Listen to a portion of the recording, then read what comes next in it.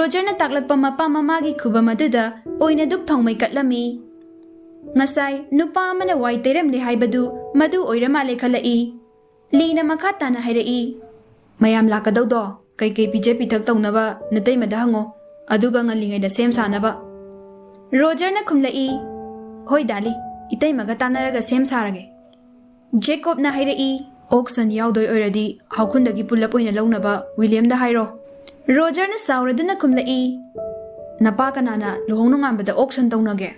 Jacob manauna adumaina sangkatlaga usitana hairakpaduda sauningbadi lairadana ngakna yenglai. Roger na taptharaga kaino khangdimi. Lina makatana nokladuna hairai. Khangjada tawrini. Roger na amuksu hairai. Drug chingkhalingaida. Jacob na sauraduna masi.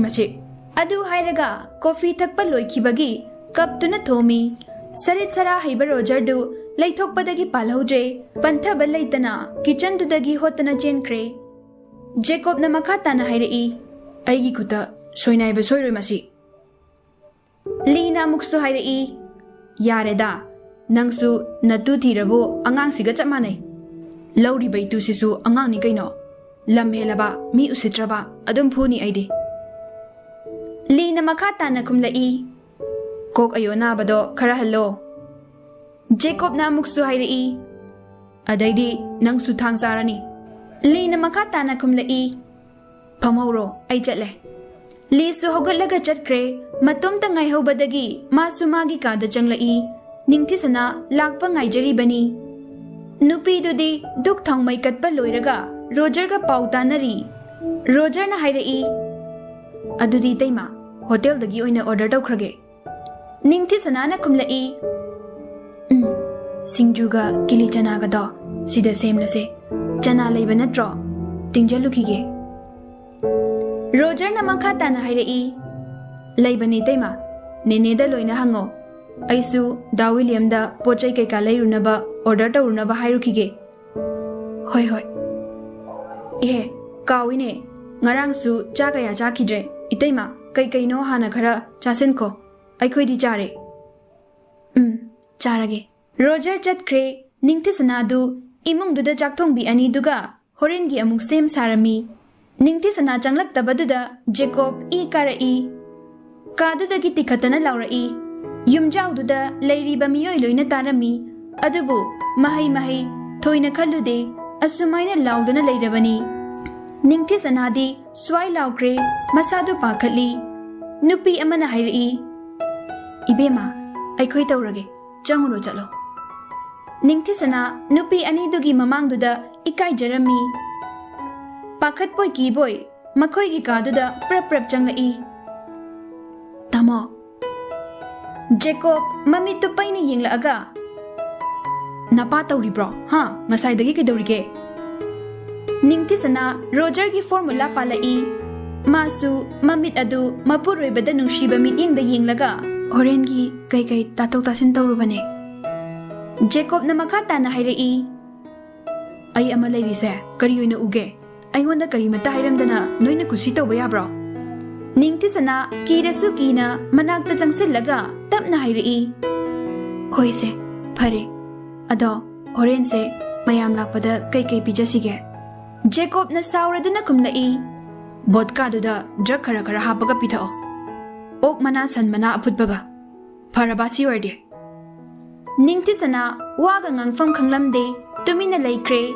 Jacob su ngaihak tumina lai. Ningthi sana tapna amu hairai.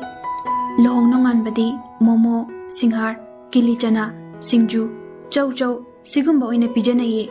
Ok sandudi anambana ahalgi chadiye. Jacob na hairai. Ado aingonda hana tanaramba yadro. Roger su inaune mitop nateda. Jacob makutu thangkatlaga khupaksina thara uraha nacha poklamdai su aikhoi nauga tana doira. Ningthi sanadu adugi wahi dudadi sauningladuna kari wahi khondano tamo wado ngangbada break du khara phao aduk phattaba wakhal dubu nachin duda pali dubu ngaurabo. Imungsida nachina nau khak leibada kanadabu tathok tasin tawdoino. Leiriba mayam sidi mitok ngakta natro.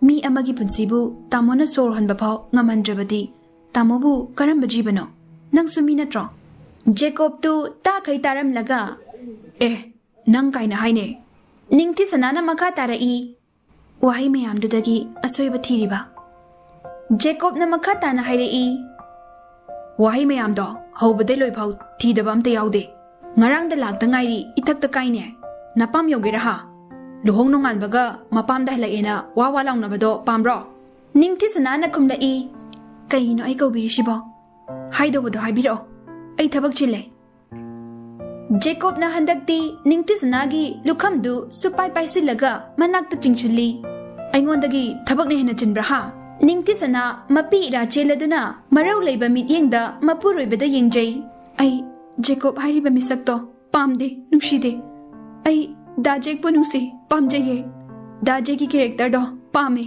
Jacob haiba anga ofai ki character do torkano Jacob na makhata na hairi Jake haidudi nakali khangaba Jacob haishina original nangna pami pamde hairaga aine hekta character change tawgadro nawalaude Makuttu fatadok laga kadu dagi thokre ningthi sana upai su leijada mapidu tap tap takai famung da lehawi mayamba ubada Roger na tamo itaimadi Jacob na kumlai nang masu nataima ngarang da lakpi mana hena ingondagi lungkrabo ha nang hainingbado ingonda hairakpa yadro Roger na wakhal da khali nongan baga anga opai mareise horakadawni Sigi maraisi oren mi tilakanda tawradi Jacob na makata na hairei kaino hairo awathabido khangbra awathabido adudo soirulau haige tawba singjugi adu hairam laga prap chatkre Jacob na makata na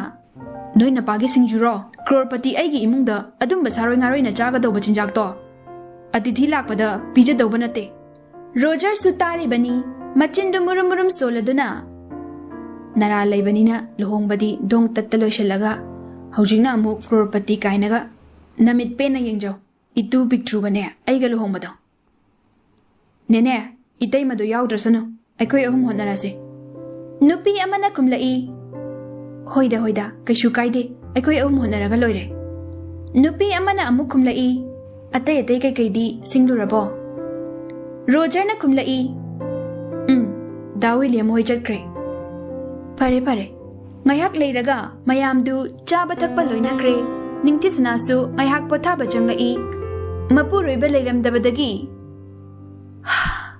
sorse amta sangna hondoke thongse lonjingida sakta yam nungshide murum solaga thongdu longi tawbaga Jacob changlai oima khangine Jacob na hairei napunsigi amukta udriba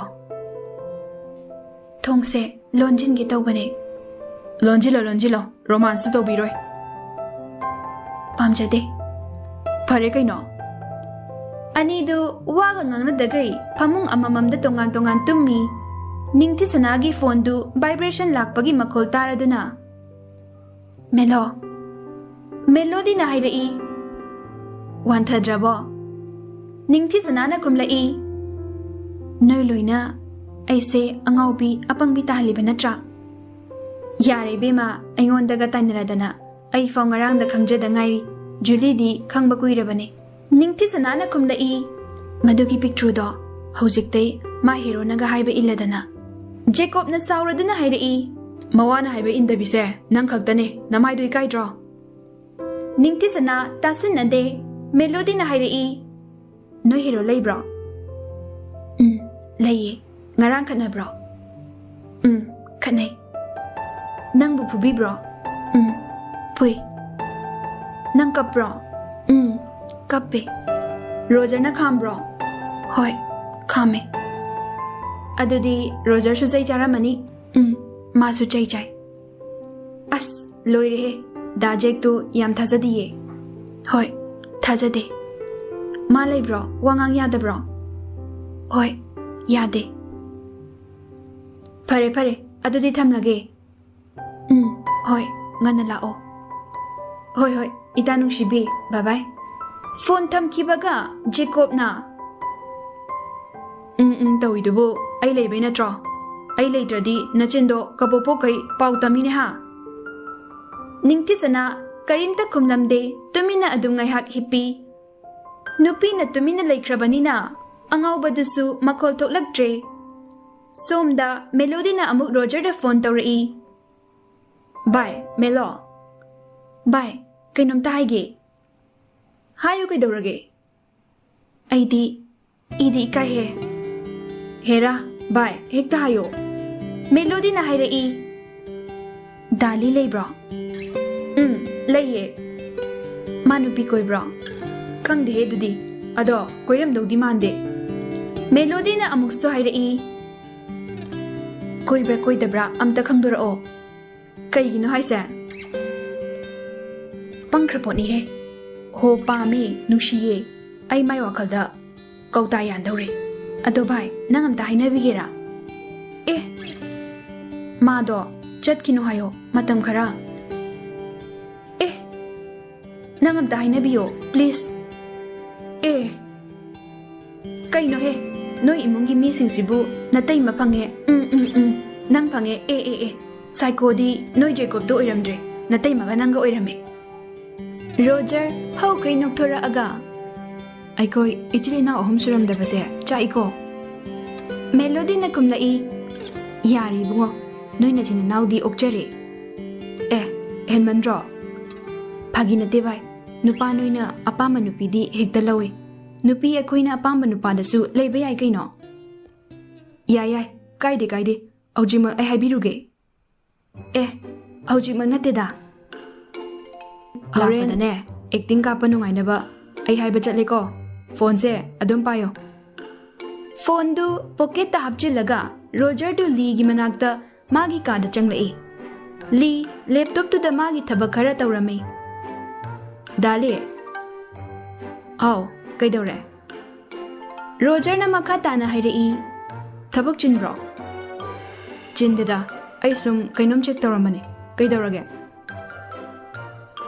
nataw angaw bafau nupi thikre ngaw daba dali su thijinodana nupi leitana hekta thiba ya bro nupi do pirage kanano itai magi mataroi aigi su friend melody do nang amo hora aba nayamba phange melody nang phange melody mithai gi maming do tumbu thumlamni chabu chaningai as dali nang soi khoi tamoga punbadagi leina longnarabo karino ngang melody ko bami thai do noi di khangjara moine ado melody yam phabani noi ani khangnaro as ai dalida Roger na saurap tawna hairi dali ai saurage kaigino koinaro haidi koinaro nupa singsina mana pamjaba nushijaba nupi di hekta lawe nupi makoina pamjaba nupa du dasu leiba yai kaino nangwa se kainom ne nate mana ai pami nusiga hairakpro hoi mi haireba adu ngasai na hayadro ado aidi drug lalon bani hana haiko as aidi pele he ngasai makai tari ba melody du machin kumlaga wan thakai nonglai Julie janglak paduda kaino tawishna oi melo oi ma khangine kaino nangno idubu kaino tumilayo karbar tawjabai wanida aino mata test tawrude ko aima nupi karbaro melody na kumlai as tumilayo Roger na makha tana hairi ado mapunsigi nupa koidribani Lina muksu kumlai laisabi ahanbaro haise Roger na hairi imai ai diloredana hoimi handrik hanba laisabi ni Lina amuk kumlai okay adoyedi aishu lohonglaga nena tana hankrage lohongbai wafam dudi ngai koda hana nungshina ko nungshina bai matam leitre kaidoruni mana su ai pame hairabanina lohongbirage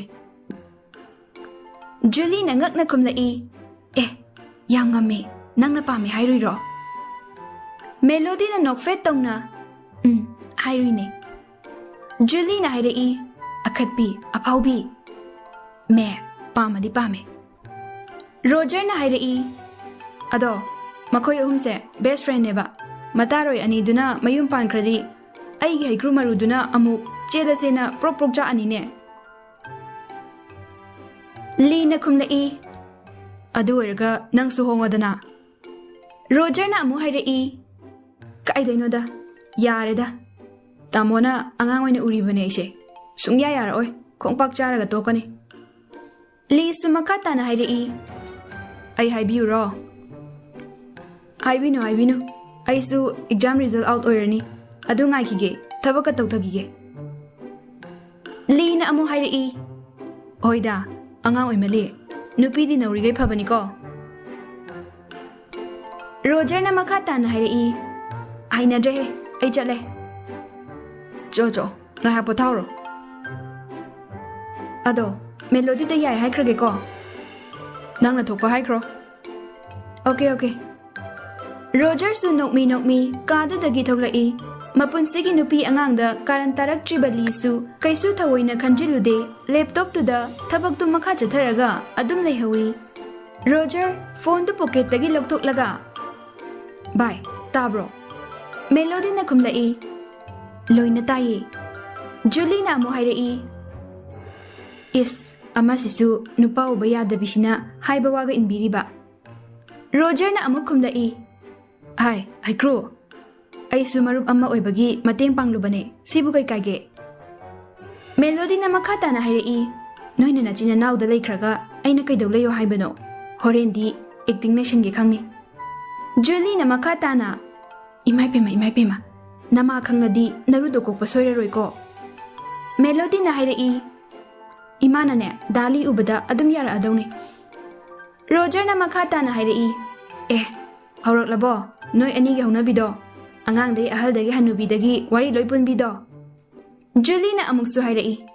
Yare arangfam thambiro. Pungse khanghoroi ko aikoi loishin kige. Hoi pokedo. Julie na kumlai. Aise karapi ena noy na karim na nine. Adoy na tila nungshibi. Melody na hairei. Is yang waye. Ay amalay na. Julie na hairei. Thamo yare. Hoi thame. Phone du tham na kre. Pung di kanghaude. Mahay nongan bagi chat na basem sanari. Miro leijada barajendu koi chen du na hona jari. Melody ga Julie ga su chakau drifaw badi leibirage khaladuna adum leiribani. Leikai gimi khara laknare. Lesabi macha singdusu kena lakpa hongnare. Ina kunbagi yumdubu chatning daba kana legani. Mi adum phajana yami. Awa ana tara kanda kanasu leijadraba mapa machado ngasidi sanga chauba mari mata yamba imungi miyoidagi henkre. Ngaihaki matung chauraba bas anida Jacob ki yumda lai. Ningthisanana mi yamlakani khanbana. Chana thaknabadu marang kaina sillangami. Nupi leijadrasu leiriba bodyguard singdu dress chap manana. Masana na mayambu okpirami. Gate tu guard mayamdu paring leptuna. Lengsin birakse. Adu hairaga makok singdu loina khara lukthai. Ahal dagi leishabi dagi loina nokmi tawduna imungda changlai. Mi pana yamlabasu yumdu aduki matik chawbanina loina imungda changai. Mama leitrabasu mapara jensu ahal mari mangaga yaurai. Tongana ahal gay du fami, nupi angang gaysu mayay kado da fami, leisabi gay na ningtisanagi kada jang du na fami.